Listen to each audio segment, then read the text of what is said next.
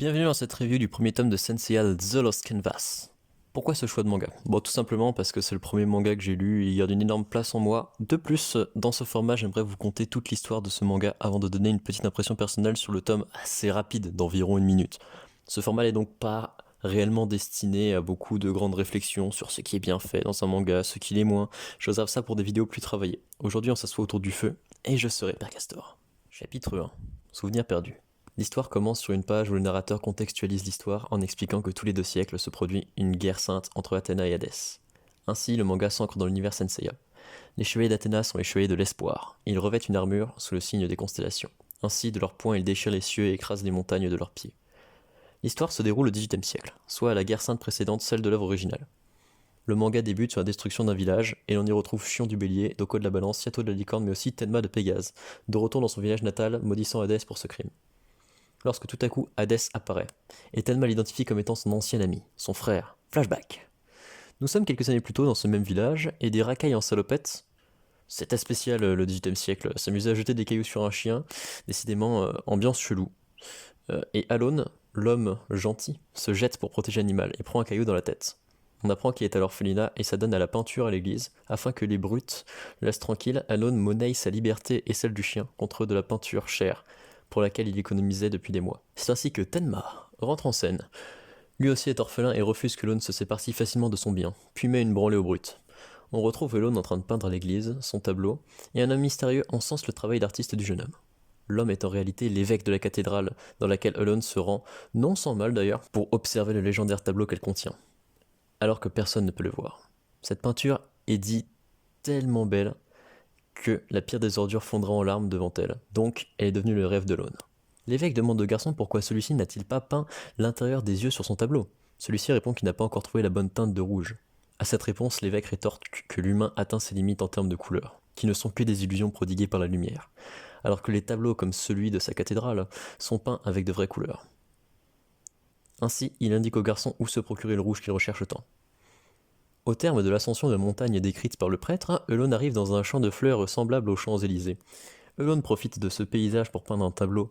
Ainsi, de nombreux animaux l'approchent et il se retrouve au sein d'une harmonie naturelle parfaite. Soudain, les animaux fuient et une femme dénommée Pordor apparaît. Selon ses dires, le garçon pourrait obtenir toutes les couleurs du monde. Et que toutes les couleurs du monde mélangées donnent un noir ténébreux. D'un regard, elle abat le chien de l'Aune. Celui-ci fond en larmes devant cette scène. Pandore déclare Un cœur dénué de haine. et l'embrasse langoureusement lui entaillant les lèvres. Je t'ai cherché si longtemps, ô notre roi. Puis, elle explique que les dieux ont besoin d'une enveloppe charnelle humaine, ainsi Elone est en réalité celle d'Hadès. Chapitre 2. C'est promis. Le chapitre 2 s'ouvre sur Doko qui met une branlée à des spectres. On apprend que nous sommes en début de guerre sainte. Les spectres apparaissent de plus en plus et les chevaliers cherchent à identifier qui est Hadès et où il est afin de le détruire. Elone se réveille à l'orphelinat. C'est Tenma qui est allé le chercher. Il a senti qu'il était dans la merde grâce à son univers intérieur, un univers qui, lorsqu'il s'intensifie, procure une force immense. Puis Elone s'énerve lorsque Tenma s'approche de son collier offert par Pandore. Tenma, est-ce que tu ressens quelque chose en moi? Tout à coup, un enfant de l'orphelinat arrive essoufflé. La pluie va finir par les inonder et les noyer. Les hauts quartiers ont fermé les portes en les abandonnant à leur sort. Tenma enrage et se dirige vers la rivière. Elone s'inquiète. Mais Tenma lui montre son bracelet pour lui rappeler leur promesse, à eux deux plus une certaine fille qu'on n'a pas encore découverte. Ils ne doivent pas mourir et se protéger car ils sont une famille. L'inondation de la rivière est causée par un éboulement de terrain. Avec l'esprit shonen, Tenma frappe de toutes ses forces sur les rochers encore et encore jusqu'à s'en faire péter les poings. Doko, non loin de là, ressent une cosmo-énergie s'intensifier. Tenma fait exploser son univers et détruit le barrage de rochers, choquant Doko par la même occasion. Celui-ci sauve la vie du gamin et lui propose de devenir un chevalier d'Athéna. L'aura qui entoure ce gamin. Pas de doute, c'est de la cosmo-énergie. C'est tout bonnement incroyable qu'il ait pu atteindre un tel niveau tout seul. Le jour du départ, Elone essaye de peindre un tableau de Tenma, mais n'a pas la bonne couleur pour les yeux. Ainsi, ils se promettent que Tenma deviendra chevalier et que Elone finira le tableau. Chapitre 3. Le bracelet des retrouvailles. Le troisième chapitre débute sur la réunion des 12 Gold Saintes où le grand pape annonce le début d'une nouvelle guerre sainte et leur ordonne de protéger Athéna des armées d'Hadès. Ensuite, on retrouve Tenma à l'entraînement des chevaliers. Il s'exerce à briser des rochers avec sa cosmo-énergie, à l'image de Seiya dans la série originale. Doko vient alors le railler un peu et lui expliquer les bases de la destruction avec le cosmos. Il lui fait une petite démonstration d'ailleurs. Tenma, pensant ressentir le cosmos de l'Aune, et reconnaît montre son bracelet en fleurs attrape en réalité le bras de Sacha, sœur de l'Aune, et troisième personne à avoir fait leur fameuse promesse. Elle est également la réincarnation d'Athéna. C'est aussi elle qui a fabriqué les fameux bracelets que les trois protagonistes portent. C'est alors que le spectre du ver de l'étoile de la soumission s'attaque à eux. Chapitre 4. Défaite. Malgré tous ses efforts, Tenma se fait poutrer par le ver. Dans tous les sens du terme d'ailleurs. C'est alors que Tenma s'énerve pour protéger Sacha et pète ses liens avant de se remémorer les conseils de Doko et de décocher une frappe digne d'un chevalier qui va fendre le sol. Malheureusement pour lui, ça ne suffit pas à abattre un spectre. Et le ver lui inflige une correction mémorable. Sacha, ne pouvant pas laisser son ami se faire tuer, déploie son cosmos divin. Le ver n'en attendait pas moins, et lance une spirale stellaire stoppée par Chion du Bélier. Alors, Tenma apprend par le chevalier que Sacha est Athéna. Chapitre 5. La Grande Cathédrale. Tenma remporte le tournoi pour l'armure de Pégase et devient officiellement chevalier de bronze de Pégase. Le grand peuple lui confie ainsi sa première mission. Il doit se rendre en Italie, pour combattre des spectres aux côtés de Doko, Chion et plusieurs chevaliers de bronze. Il jette un dernier regard à Sacha et s'en va. Il retourne dans son village natal pour écraser du spectre et tenir sa promesse de protéger ses proches. Retour sur l'Aune, qui a honoré sa promesse de continuer à peindre, mais son regard a changé. Tout ce qu'il peint meurt.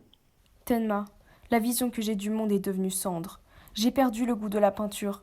Les choses que je peins sont condamnées à mourir. C'est ainsi que Pandore revient voir son poulain, qui déprime à cause de ses péchés qui sont, selon lui, de tuer ce qu'il peint, et elle explique que la mort est le salut. Sur ces mots, elle emmène le garçon voir la peinture dans la cathédrale de la forêt.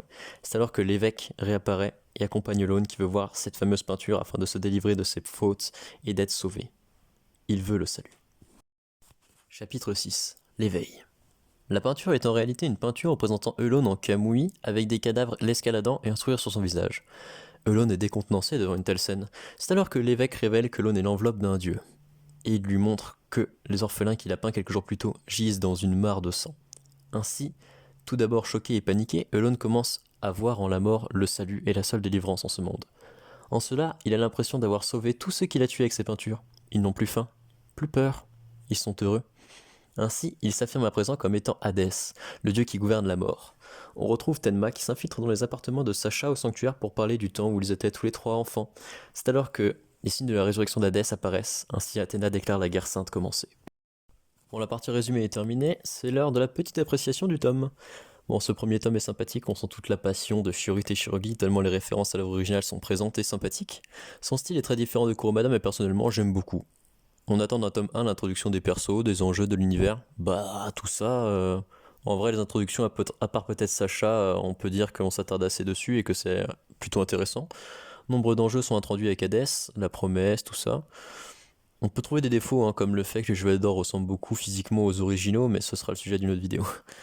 C'est un excellent premier tome, rien d'étonnant, à ce que les fans considèrent The Lost Canvas comme l'une des meilleures œuvres Senseiya. Hâte de vous retrouver pour l'épisode 2, puis le suivant. L'objectif étant de couvrir l'ensemble des tomes et de faire une playlist que vous pourriez lancer et vous faire les 25 tomes d'affilée comme ça, autour du feu. Bref, si cette vidéo t'a plu, tant mieux. Si elle ne t'a pas plu, j'en suis désolé. J'essaie chaque jour de m'améliorer, alors laisse une critique constructive. Allez, salut!